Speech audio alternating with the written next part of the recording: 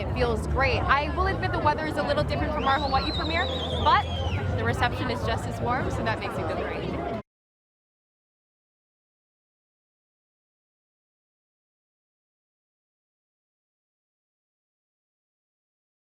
It really felt like a coming home. You know, I played this character, I was cast when I was 14.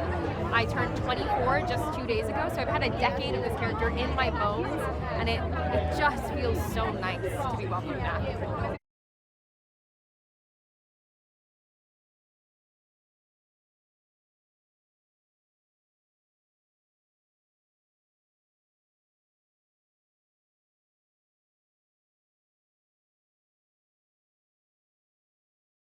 I think they can expect great music, they can expect great story, they can also expect just a great experience.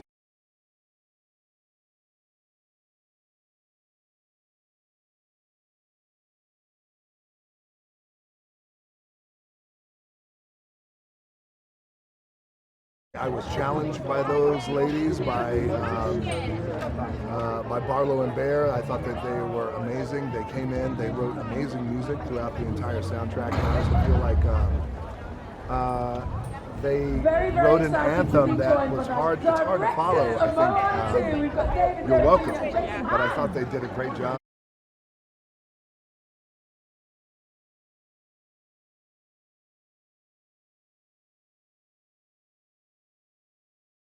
Oh my gosh. It was like almost 4 years ago.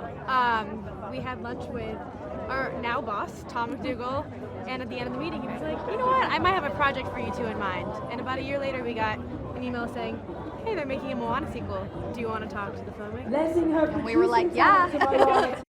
We pretty much started at the beginning. Yeah. Because we wanted to set the tone and like really feel like you were back in Motunui and then go from there, which is what we did.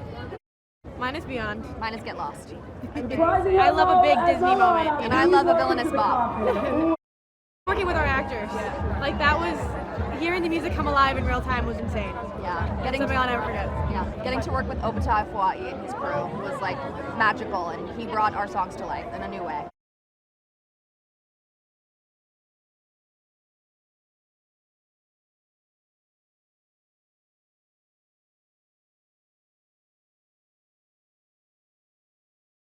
It's a responsibility we took very seriously because we know people love her, but she's a young woman who's growing up and she still has so much to learn about herself, so it was exciting to explore how she became a leader, what it's like for her to lead actual people when the stakes are really high. I don't know, what else? Yeah, I mean, I think it was really cool to see a character age, which happens so rarely in Disney animated films. I mean, we wanted to sort of mirror what we all go through in our own personal lives. We're constantly evolving and growing, and that for us really felt like it earned a sequel. There's such a deep love for the characters and for the world, is that the expectations are there. We want to make sure that we not only meet them, but exceed them.